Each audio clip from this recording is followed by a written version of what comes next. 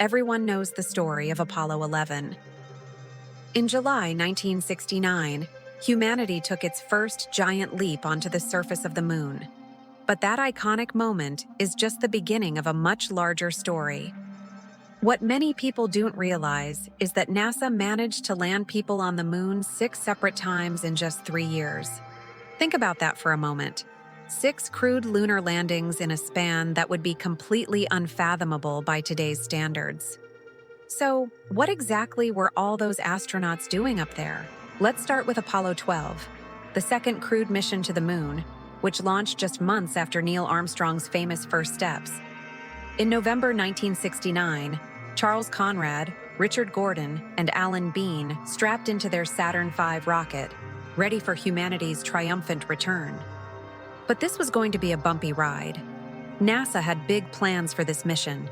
They brought a state-of-the-art color television camera to broadcast live from the moon, a massive upgrade from the grainy black and white images of Apollo 11. This mission was also a crucial technical test. The first moon landing was a success, but just barely. Neil Armstrong and Buzz Aldrin had been flying off course during their descent, overshooting their landing zone by several miles and touching down in a pretty random spot. For Apollo 12, NASA needed to prove they could land a spacecraft with pinpoint accuracy. This was critical for future scientific exploration. So, they picked a familiar target, the Surveyor 3 spacecraft, a robotic lander that had touched down on the moon 3 years earlier. The mission was simple: go pay Surveyor 3 a visit. Unfortunately, Apollo 12 ran into trouble right from the start. Their Saturn V lifted off in the middle of a thunderstorm.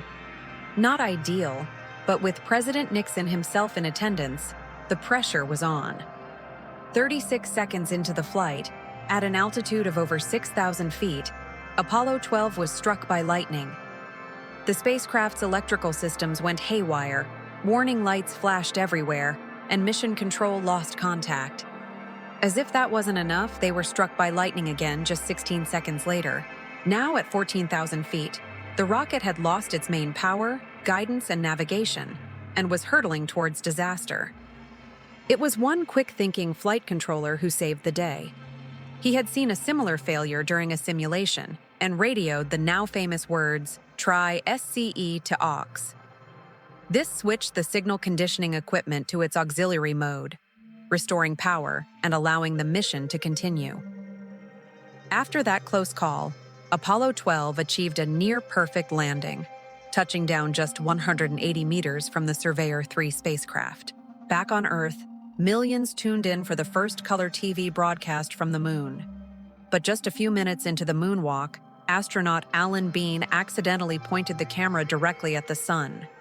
The intense, unfiltered sunlight instantly destroyed the camera's delicate components, and the broadcast ended. Despite the TV mishap, the mission was a huge success. The astronauts collected parts from the Surveyor 3 probe, which became the first man-made objects to return to Earth after a long stay in space. They also deployed the Apollo Lunar Surface Experiments package, or ALSEP. This included a seismometer to measure moonquakes. To test it, NASA intentionally crashed the lunar module into the moon after the astronauts returned to orbit. Scientists were stunned when the resulting vibrations lasted for nearly an hour. The moon, they said, rang like a bell. This was the first major clue that the moon was far stranger than anyone had imagined. Next came Apollo 13, an unlucky number for an unlucky crew on the first failed mission to the moon. About halfway through their journey, an electrical problem caused an oxygen tank to explode, putting the crew in a life-or-death situation. Once again, the world was glued to their televisions, but this time the drama was terrifyingly real. Every moon mission was dangerous, but Apollo 13 made that danger impossible to ignore. The crew ultimately survived, but the incident changed how the public and the government viewed the entire program. Still, that didn't stop Apollo 14. This was America's triumphant return to the moon, almost a year after the Apollo 13 crisis. And to lead this critical mission, NASA called on Alan Shepard, the first American in space. At 47, he was the oldest Apollo astronaut, but his experience would prove vital. As was becoming a tradition, the crew faced a crisis on their way to the moon. To get the lunar lander ready, the command module has to separate, turn around, and dock with it. But when Apollo 14 tried this maneuver, the latching mechanism failed. They tried 6 times without success. This could have ended the mission, but Commander Shepard kept his cool. He told the pilot to switch off the electronics and eyeball the docking, just like Luke Skywalker in the Death Star trench. And it worked. Apollo 14 made the most accurate landing yet, just 87 feet from its target. Shepard might not have been the first man on the moon, but he would be the first to play golf there. He had attached the head of a 6-iron to a sampling tool and smuggled 2 golf balls on board. In front of the live TV camera, Shepard took a swing. The bulky suit made it difficult, but after one whiff, he connected with the second ball, sending it flying across the lunar surface. Shepard joked it went for miles and miles.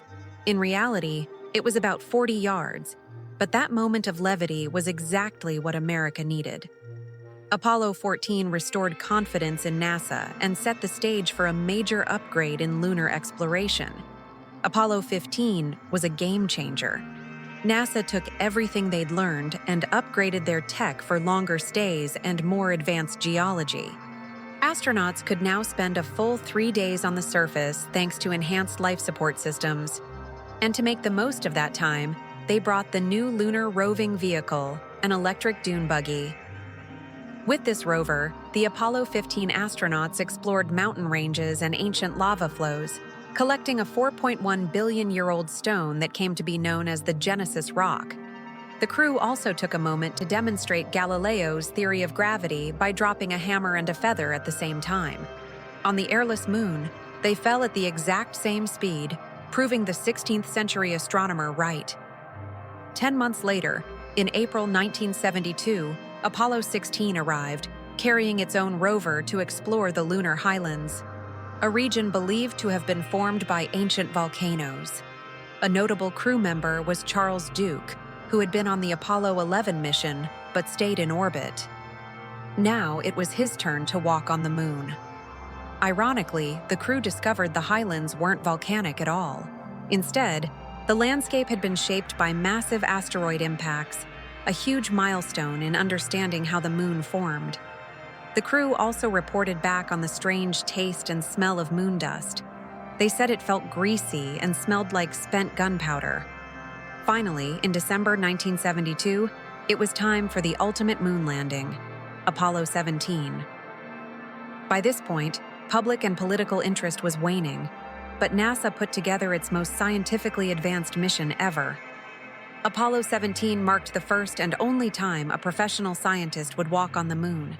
Every previous astronaut was a pilot trained in science, but Harrison Jack Schmitt was a geologist trained to be an astronaut. The crew landed in the Taurus-Littrow Valley, a site surrounded by steep cliffs exposing ancient layers of lunar rock. They stayed on the moon for 75 hours, with 22 of those spent exploring outside. The rover was key, allowing them to travel over 36 kilometers across the surface. One of their most striking discoveries was that the moon wasn't entirely gray. Schmitt uncovered a patch of bright orange soil hidden beneath the dust. Back on Earth, analysis revealed it was made of tiny spheres of volcanic glass formed 3.6 billion years ago. In total, Apollo 17 brought back 110 kilograms of rock and soil samples, the largest haul of any mission. These samples became the backbone of our modern understanding of the moon's history. By then, NASA knew the Apollo program was over. While there was hope humans would return someday, Apollo 17 was the end of an era. Mission Commander Eugene Cernan became the last person to stand on the lunar surface. His final words before leaving were, "As we leave the moon, we leave as we came, and, God willing, as we shall return, with peace and hope for all mankind." Thank you so much for watching. If you enjoyed this journey through lunar history, please hit that like button and subscribe for more deep dives into the wonders of space exploration. We'll see you in the next one.